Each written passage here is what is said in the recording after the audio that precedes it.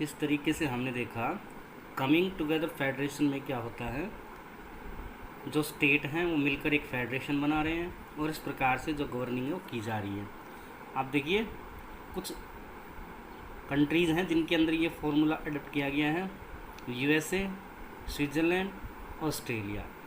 इनके अंदर क्या बताया है, जो फेडरेशन बना है वहाँ स्टेट्स आए और उन्होंने मिलकर एक फेडरेशन बनाया है और इस प्रकार से वहाँ गवर्निंग की जा रही है।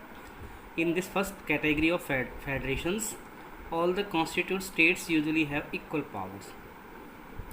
अब इस प्रकार की जो व्यवस्था है, जो इस प्रकार के जो फेडरेशंस हैं, उनके अंदर जितने भी जो स्टेट्स हैं उनके पास संवैधानिक रूप से क्या है, समान पावर होती हैं and are strong why as the federal government. और जो केंद्रीय सरकार है उसके मुकाबले ये ज़्यादा ताकतवर होते हैं, यानी कि स्टेट्स के पास खुद की ऑटोनॉमी होती है, खुद की पावर होती है। इस वजह से इस प्रकार की गवर्नमेंट के अंदर जो स्टेट्स हैं वो ज़्यादा इफेक्टिव हैं। जबकि सेकंड जो रूट है वो क्या कहता है, the second route is where a large country decides to divide its power. इसमें तो क्या था, स्टेट्स आए और फेडरेशन बनाए। इसमें क्या है, एक बड़ा देश है वो डिसाइड कर लेता है कि जो पावर है उनको क्या कर दिया जाए, डिवाइड कर दिया जाए। किन के बीच में, बिटवीन द कॉन्स्टिट्यूट स्टेट्स के बीच में एंड द नेशनल गवर्नमेंट, यानी कि स्टेट की जो गवर्नमेंट संवैधानिक जो निकाय है उसके अंदर और साथ साथ जो नेशनल गवर्नमेंट हैं उनके बीच में क्या कर दी जाए, जो पावर है वो डिवाइड कर दी जाए। States and the national government, इनके बीच में क्या कर दिया जाए, इनको बांट दिया जाए। इंडिया, अब एग्जाम्पल देखिए, यानी कि ऐसी सरकार जिसमें क्या है, होल्डिंग टुगेदर फेडरेशन बना है, होल्ड किए हुए हैं कौन, सेंट्रल गवर्नमेंट। तो इसके एग्जाम्पल कौन कौन से हो सकते हैं, इंडिया, स्पेन एंड बेल्जियम। एक नंबर के अंदर बोर्ड के अंदर पूछ लेता है कि कमिंग टुगेदर फेडरेशन का कोई एक एग्जाम्पल दीजिए या होल्डिंग टुगेदर फेडरेशन का कोई एग्जाम्पल दीजिए। तब आप लोग definitely India, Spain and Belgium इनमें से कोई भी एक एग्जाम्पल बता दीजिए जहाँ क्या है, होल्डिंग टुगेदर फेडरेशन है। इसका सीधा सा मतलब क्या है, यहाँ सेंट्रल गवर्नमेंट क्या है, होल्ड किए हुए हैं जो पावर है उनको। In this second category the central government tends to be more powerful. वहाँ देखिए कौन थी मोर पावरफुल, वहाँ स्टेट्स के पास खुद की ऑटोनॉमी थी, वो केंद्र सरकार से ज़्यादा ताकतवर थे। लेकिन यहाँ पर क्या है, यहाँ पर सेंट्रल गवर्नमेंट को ज़्यादा पावरफुल बताया गया, किसके मुकाबले, जो स्टेट्स हैं उनके मुकाबले। सेंट्रल गवर्नमेंट क्या करती है, प्रॉपर उनके ऊपर नज़र बनाए रखती है। Very often different constituent units of the federations have unequal powers. इसमें किस प्रकार की व्यवस्था की गई है, जितने भी कॉन्स्टिट्यूट यूनिट्स हैं उनके अंदर, एक फेडरेशन के अंदर अनइक्वल पावर्स होती हैं, एक जैसी पावर नहीं होती। जबकि कमिंग टुगेदर फेडरेशन में क्या बताया था, states usually have equal powers. Holding together federations के अंदर अनइक्वल पावर है स्टेट के पास। Some units are granted special power, कुछ जो यूनिट्स हैं उनको या कुछ जो प्रांत हैं उनको स्पेशल पावर दी गई हैं। जैसे इंडिया के अंदर भी जो स्पेशली जो माउंटेनियस जितने भी स्टेट्स हैं उनको क्या कर रखा है, स्पेशल पावर दे रखी है। जिस तरीके से यहाँ JNK को भी, जम्मू एंड कश्मीर को भी स्पेशल पावर दे रखी थी, इसी तरीके से कुछ जो पिछड़े हुए जो राज्य हैं उन राज्यों को भी विशेष राज्य का दर्जा दिया गया है। अब देखिए एक वर्ड आया था ज्यूरिसडिक्शन।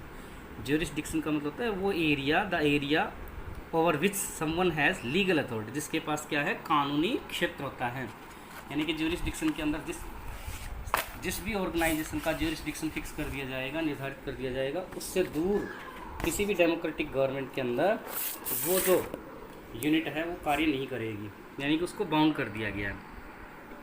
अब देखिए जो मेन क्वेश्चन बनता है कि what makes India A federal country, कौन सी चीज़ें हैं जो इंडिया को एक फेडरल कंट्री बनाती हैं। हम बोल देते हैं कि India is a federal country, so how can you justify that India is a federal country. तो इसको जानने के लिए हमें कुछ जो पॉइंट्स हैं उनके ऊपर क्या करना पड़ेगा, फोकस करना पड़ेगा। कौन कौन से मेन पॉइंट्स हैं जिस वजह से इंडिया को एक क्या कहा गया है, फेडरल कंट्री कहा गया। तो सबसे पहले तो हम लोग देखिए इनके ऊपर जाएंगे, ये जो पॉइंट दे रखे हैं, पॉइंट किस तरीके से, क्योंकि फेडरल गवर्नमेंट के अंदर जहाँ तक आप लोगों को पता है, फेडरल गवर्नमेंट के अंदर क्या है, जो स्टेट्स हैं उनको इतनी पावर नहीं है जितनी सेंट्रल गवर्नमेंट के पास है। आइए देखते हैं किस तरीके से इंडिया को एक फेडरल कंट्री कहा गया है। देखिए सबसे पहले तो यहाँ क्या किया गया है, जो सब्जेक्ट्स हैं, जो विषय हैं, उनको डिवाइड किया गया है। जैसे कि कुछ विषय ऐसे हैं जिनको यूनियन लिस्ट में डाला गया है, यूनियन लिस्ट या सेंट्रल लिस्ट भी बोल देते हैं इसको। अब इसके अंदर क्या होता है, union list include subject of national importance. अब इस यूनियन लिस्ट में या सेंट्रल लिस्ट में केवल वही विषय डाले जाते हैं जो कि किस प्रकार के हैं, जो राष्ट्रीय महत्व के हैं और जिनके ऊपर जो डिसीजन है वो सेंट्रल गवर्नमेंट ही लेगी।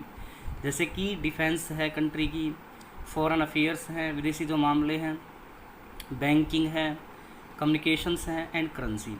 इनके ऊपर जो किसी भी प्रकार का जो कानून बनाने का अधिकार है या इनके अंदर किसी भी प्रकार से मॉडिफाई करने का जो अधिकार है, इनको चलाने का जो अधिकार है वो किसके पास है, सेंट्रल गवर्नमेंट के पास, क्योंकि ये विषय किस में डाल दिए गए हैं, सेंट्रल लिस्ट में या यूनियन लिस्ट में।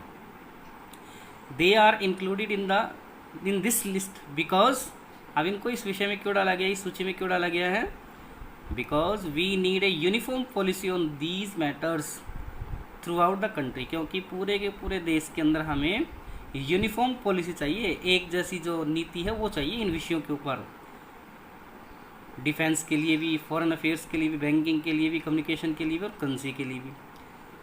तो इस वजह से कहा गया है कि ये क्या है, राष्ट्रीय महत्व के विषय हैं और ज़रूरत किस बात की है कि इनके विषय में एक जैसी क्या बनाई जाए, नीति बनाई जाए। इस प्रकार के जो मामले हैं उनके लिए एक जैसी नीति बनाई जाए। The union government alone can make laws relating to the subject mentioned in the union list.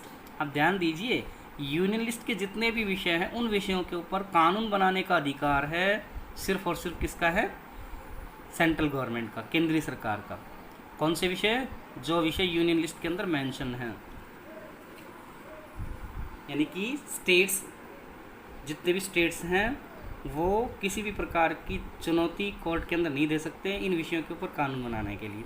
अब दूसरे जो सब्जेक्ट्स हैं उनको स्टेट लिस्ट के अंदर डाला गया है। जैसे नाम से पता लग रहा है भी, इस विषय के जितने, इस लिस्ट के अंदर जितने भी विषय इंक्लूड किए गए हैं उनके ऊपर जो कानून बनाने का अधिकार है वो किसको दिया गया है, स्टेट्स को। एंड क्या कह रहा है देखिए, state list contains subjects of state and local importance. इस सूची में कौन से विषय हैं जो कि किसके महत्व के हैं, स्टेट के और लोकल, क्षेत्रीय जो महत्व के हैं, सच एज, जैसे कि पुलिस है। स्टेट लिस्ट में कौन कौन से विषय डाले गए हैं, पुलिस है, ट्रेड है, कॉमर्स है, एग्रीकल्चर है एंड इरिगेशन है।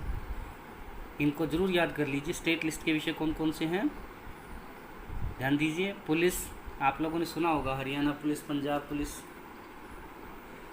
चंडीगढ़ पुलिस, ठीक है। इसका मतलब हर स्टेट के पास अधिकार है इनके ऊपर कानून बनाने का। इसके अलावा इरिगेशन, अब देखिए इनके बारे में क्या बताया गया, the state governments alone can make laws relating to the subjects mention in the state list. यानी कि वो विषय जिनको कहाँ मेंशन किया गया है, स्टेट लिस्ट के अंदर, उनके ऊपर कानून बनाने का अधिकार किसको है, केवल जो स्टेट है उसी को है। यानी कि स्टेट लिस्ट के जो विषय हैं उस पर कानून कौन बना सकता है, केवल जो स्टेट गवर्नमेंट है। उसके बाद नेक्स्ट देखिए, कॉन्करेंट लिस्ट।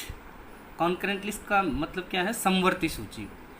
एक तीसरी जो सूची बनाई गई उसको क्या कहा गया, कॉन्करेंट लिस्ट।